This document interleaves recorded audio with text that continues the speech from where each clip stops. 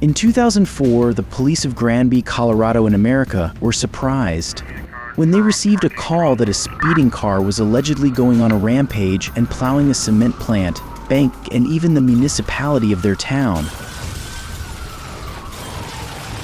The policemen immediately went to the place where the car was, but they were very surprised to see what it looked like: a giant bulldozer surrounded by thick steel that seemed to only be seen in Transformers movies.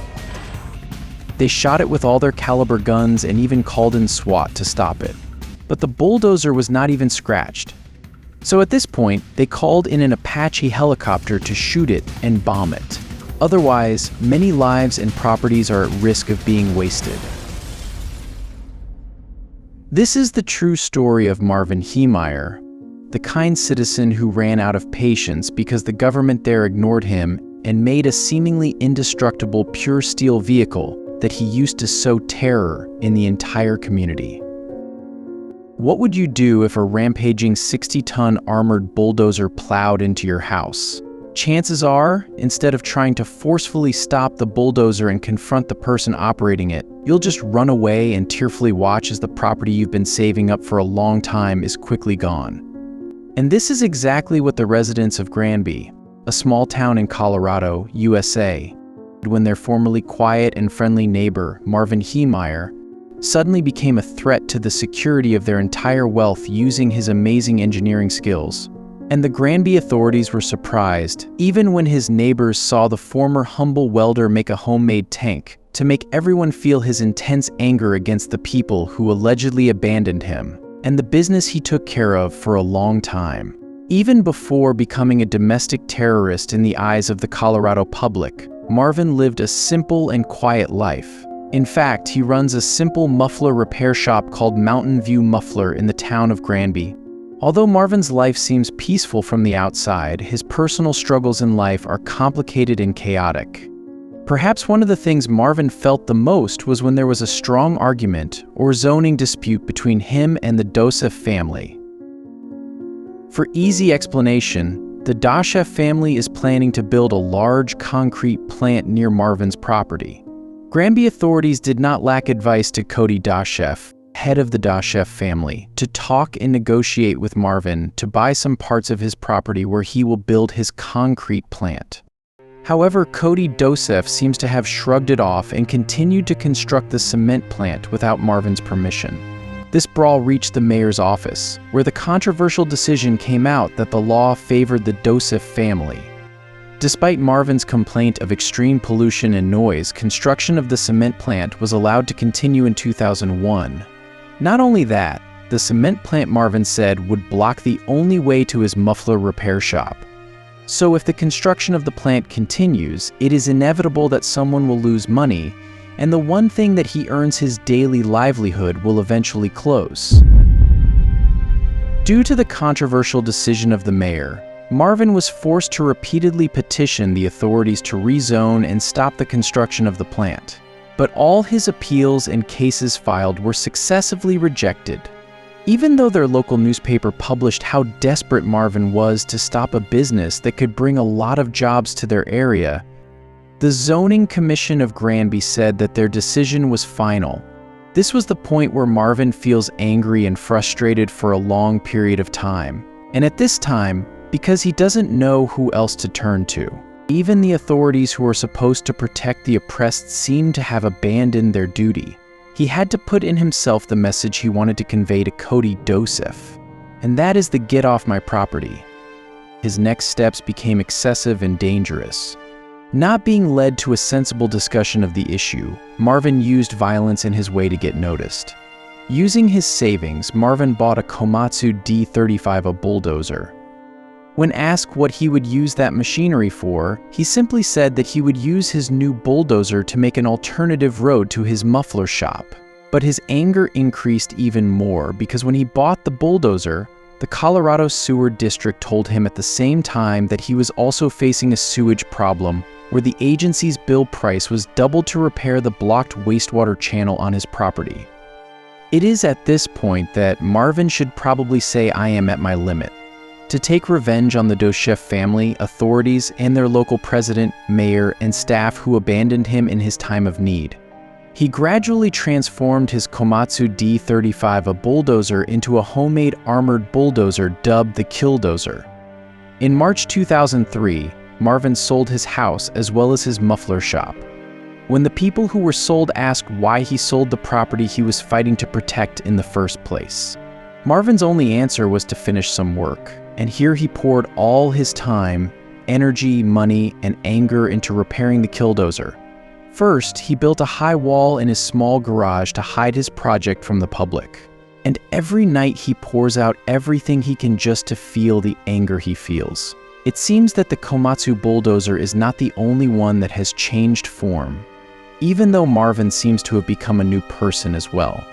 While meticulously planning his rampage, Marvin wrote and recorded an audio tape claiming that God planned his sowing of violence.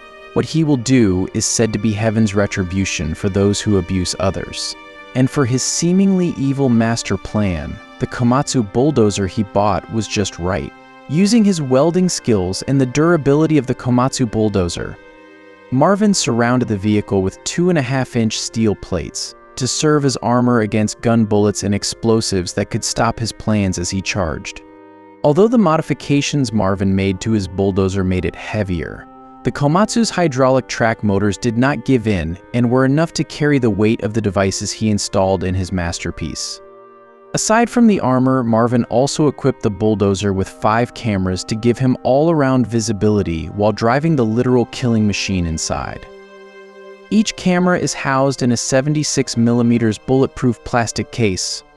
All cameras link to 3 monitors inside where the driver sits.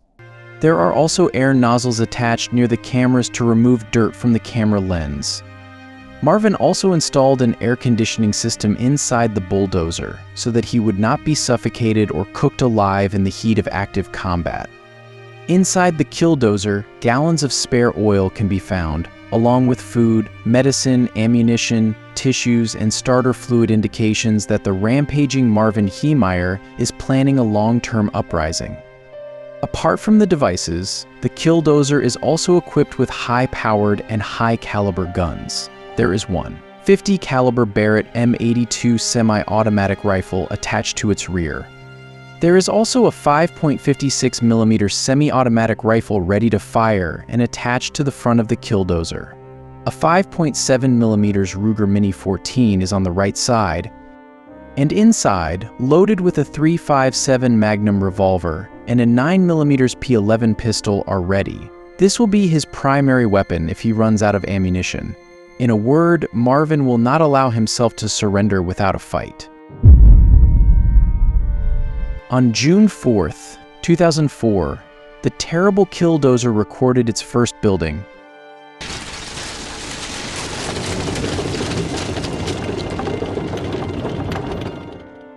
Marvin slammed the shutter of his workshop and quickly went to the cement plant of his competitor, Cody Dashev.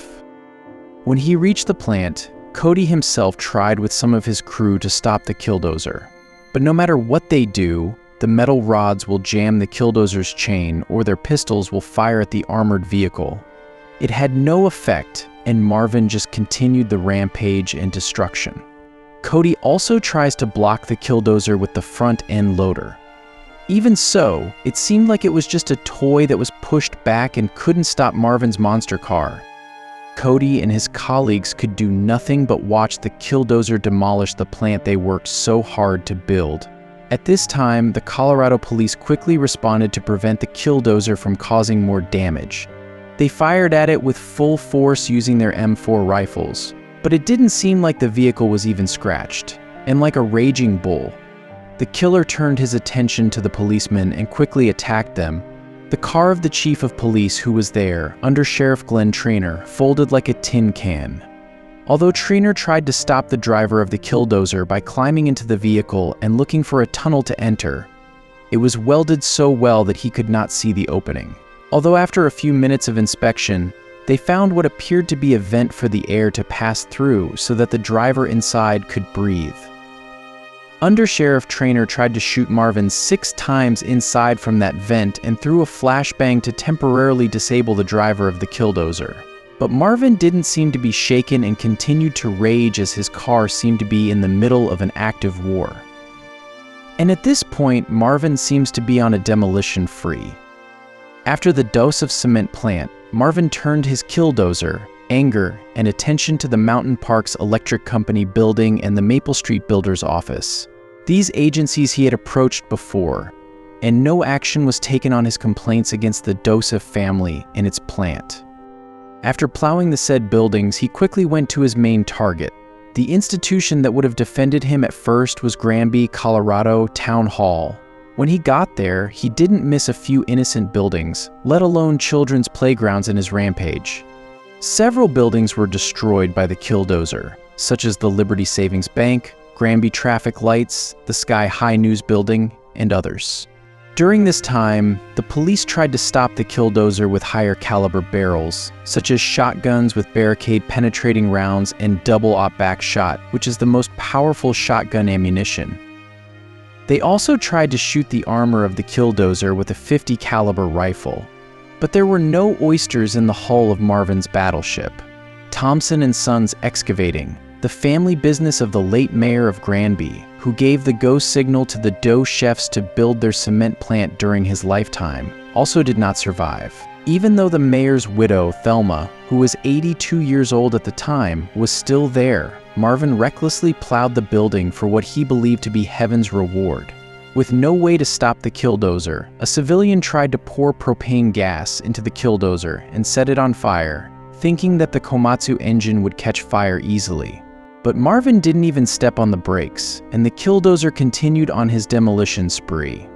Because of this, the local law enforcement of Granby was forced to contact the Colorado National Guard to request an AH-64 Apache attack helicopter to completely rain bullets and paralyze the Bulldozer.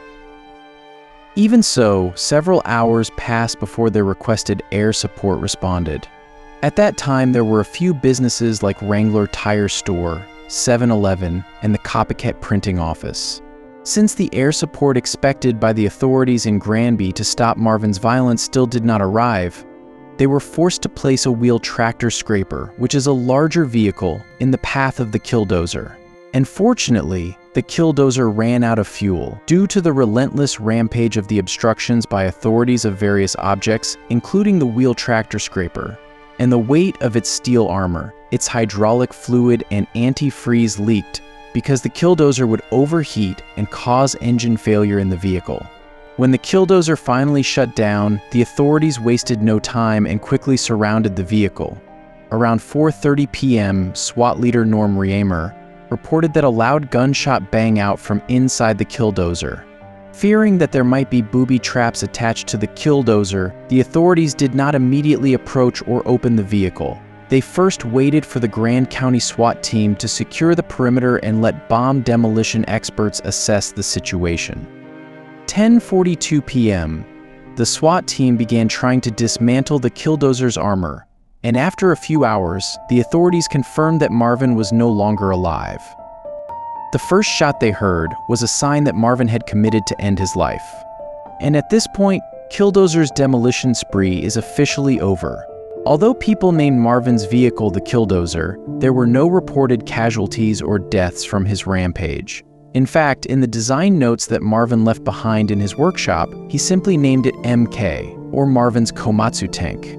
Although he was violent in the eyes of many, it is sad to think that because of the unfair treatment of those who concern him, the once quiet and peaceful person was forced to commit violence and sacrifice his life just to notice his cry that no one seems to be listening to. The true story of Marvin Heemeyer has been the subject of many documentaries, books, and even a Netflix documentary titled Thread,